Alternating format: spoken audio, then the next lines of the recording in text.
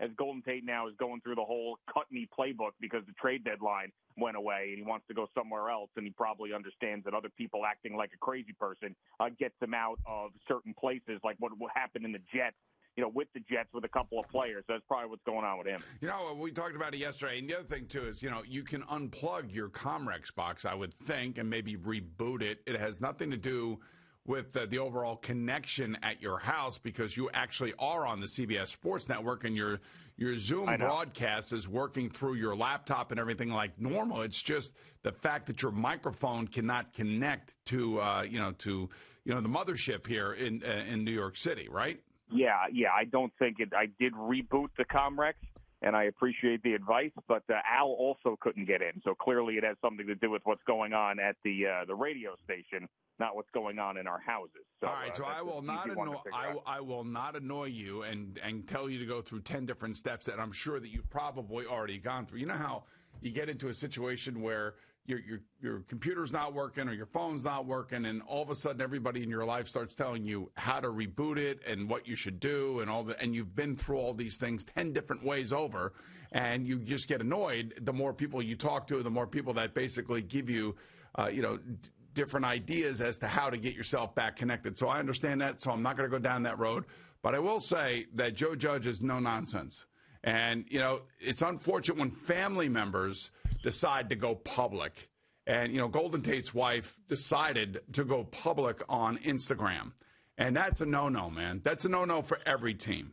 And I don't know why players and their family members feel like we want to know what they think about the way the game is going. I don't understand that. I just don't know why they invoke themselves in the midst of this without realizing, the problems that they create for their loved ones. And I understand that there is she loves him. She wants him to be the best. She wants him to show off his stuff. But this means that they are complaining at home about this.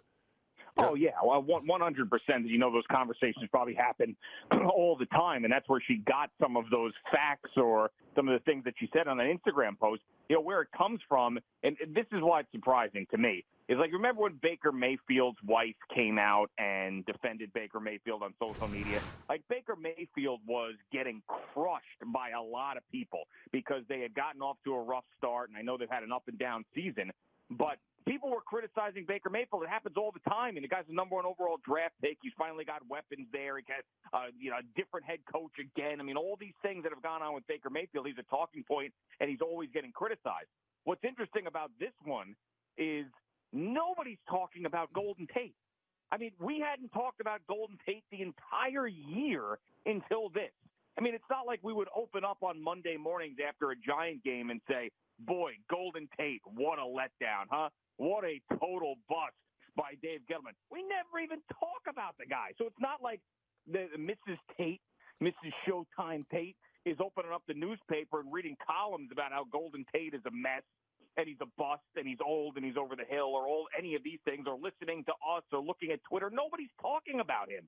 So really, they just inserted themselves into this conversation that nobody was having about Golden Tate, which makes me think that maybe Golden Tate is trying to get out, because this did happen right before the trade deadline. It was the Monday night game. He did scream, throw me the ball. That is the same time that the wife posted the Instagram thing. The trade deadline came and went. Now he's getting sent home. Maybe he wants out of here. Maybe he's seeing what's going on with the Jets, where guys are getting traded to 7-0 teams and 5-2 teams and getting off this sinking ship and going to contenders. And maybe he wants to do the same thing with the Giants being in his rearview mirror. I would say that Baker Mayfield's wife, Matthew Stafford's wife, who decided to weigh in this week, protecting their husbands from fan bases and maybe media that are attacking them is completely different than what happened here with Golden Tate. It's completely different. They feel like their husbands are under attack, and they feel like it's unfair and unjust. So they feel like they have to let it out, and they have to support their husbands, which I can totally get and I can totally appreciate. But this thing, came out of nowhere with Golden Tate. Who knew that Golden Tate was upset? Who knew that Golden Tate felt like, he's been frustrated because he hasn't been targeted enough? The last time we really did get into the whole Golden Tate thing was with Jalen Ramsey. And again, that was a family beef that, none of us really wanted to get into, but because it became part of, the public discourse or the public domain, we wanted to be able to, give our 2 cents about it. And after the game, Jalen Ramsey basically gets fined for it. But now all of a sudden this comes out of the blue, and that, all right, this is Golden Tate's way of being frustrated. Now, I don't know if Joe Judge is running the show the way he's supposedly running the show. Golden Tate could be a man and walk right into Joe Judge's office and just talk to him about how he's frustrated, or go into Jason Garrett's office and talk to him about how he's frustrated. I mean, this goes against everything that Joe Judge, and every coach for that matter, is trying to build on a team. And, when they signed him to the big deal, everybody was like, wow, this is like a second-tier receiver, and they gave him this much money, and he was so happy to come here and all that other stuff. Well, all of that stuff has been wiped away by one ridiculous Instagram post posted by his wife that may have been a plan between he and her to get him out of here. Right. And then that's what I think is probably going on, because, as we mentioned, outside of the Jalen Ramsey thing, you're never talking about it. You're never talking about Golden Tate. And you know what? Fine. He's got an out in his contract. There is a dead cap of $4 million, a little over $4 million. Like, cut him. Who cares at this point? It's not going to end up hurting your salary cap. It's not going to end up hurting the team. He already got sent home. I don't know what you could have gotten back for him at the deadline. I don't even know why he is still on the team, quite frankly, even before this. On a 1-7 team and a 32-year-old wide receiver that wants the ball more, like, what are you even doing with the guy? You should have tried to find even a 7th-round pick or something in return for Golden Tate, and they didn't. But now just move on. This is one thing about what Joe Douglas has done with the Jets, and we can debate that all day long. I do believe that he's got a plan and it's going to be executed well eventually, is the fact that he's just, like, getting rid of guys. Like, forget about it. We're in a rebuild. We're moving on. And for whatever reason, the Giants don't have that same mentality of getting rid of – you're 1-7. I understand that the division is terrible, but you're 1-7. Well, what do you need Golden Tate around for? Right, I know. But they actually have jettisoned players. There's no question about that. And Dave Gettleman was trying to bring Golden Tate here because he wanted to help Daniel Jones grow, because Golden Tate is an older player. He's supposed to be a leader. He's supposed to be a guy on the field. And we saw the catch he made on Monday night. He could still play at a very high level, but the point is you have a struggling young quarterback, but that's basically been in the league for 15, 16, 17 games. And now you have this 32-year-old leader type wide receiver and his wife pitching on Instagram, which makes it even that much more different. Daniel Jones has got enough to deal with. He's got enough to deal with. And quite frankly, you want guys that are going to support the kid and be a good teammate.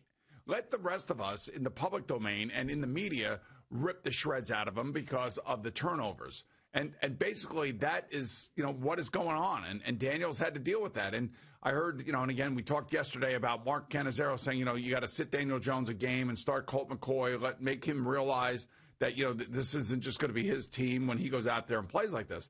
And I don't agree with that. I think this young man has got to fight through this. This young man, you got to find out on the other side of these last 8 games as to whether or not he is really your answer, and whether or not the light goes on in his brain that tells him to stop making the extra play. Like, and just to give you an idea that it happens to other players too, that's exactly what's going on in Philadelphia with Carson Wentz.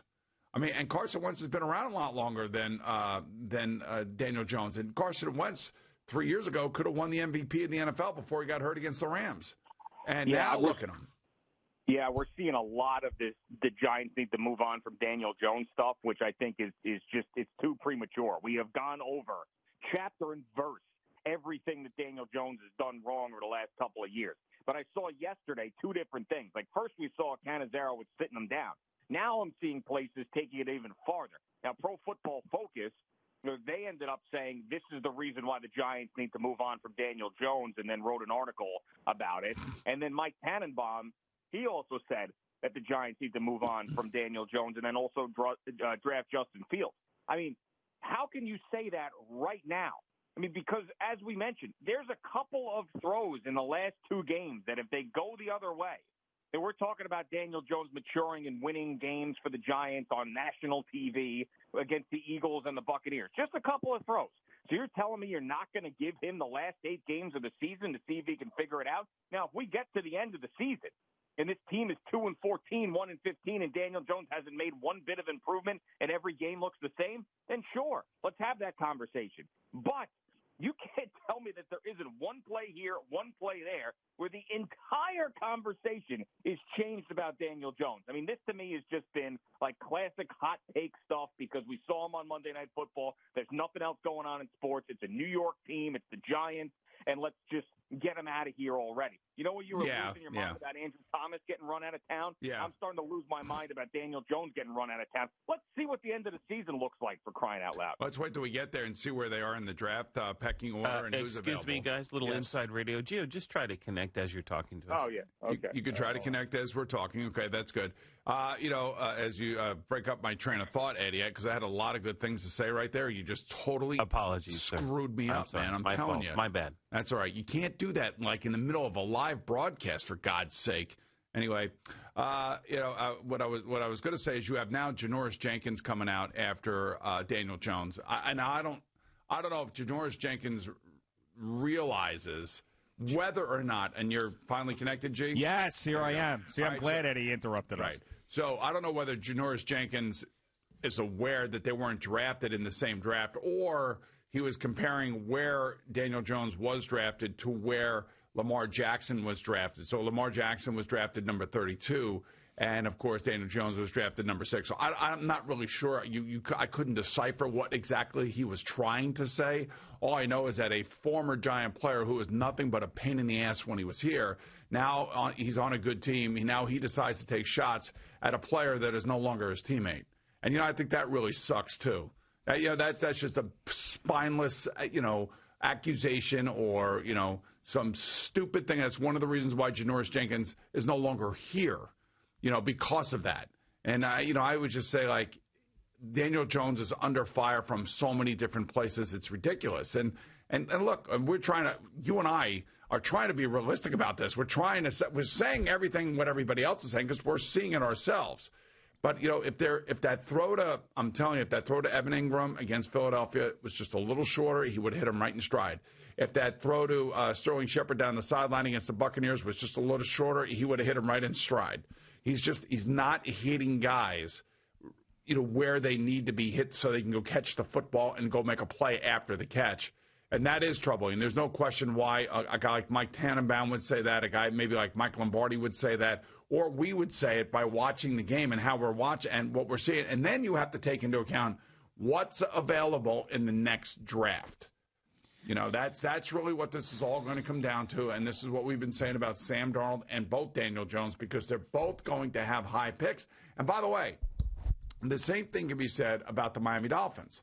And the reason I say that is because they have the Houston Texans first-round draft pick, and that pick right now is either at 4 or 5, maybe even be 3 right now. And that could end up being number 1. And if the Miami Dolphins end up with the Houston Texans' number 1 overall pick in the draft, you don't think they're going to take Trevor Lawrence over Tua? I think they will. I mean, I have to see. But this is the problem, that's why you have to have Tua playing now. Right, he exactly. has to play. They have to see him.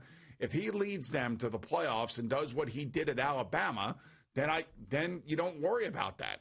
Then you have that. Then you'd like to think you have that question answered, and now you could do what Seattle did with Russell Wilson. You could build around him. You could keep building that defense. You can keep adding offensive linemen, and then the next thing you know, in 3 years, you got the best quarterback with the best supporting cast because you don't have to pay that quarterback at that point. So that's where Miami finds itself right now.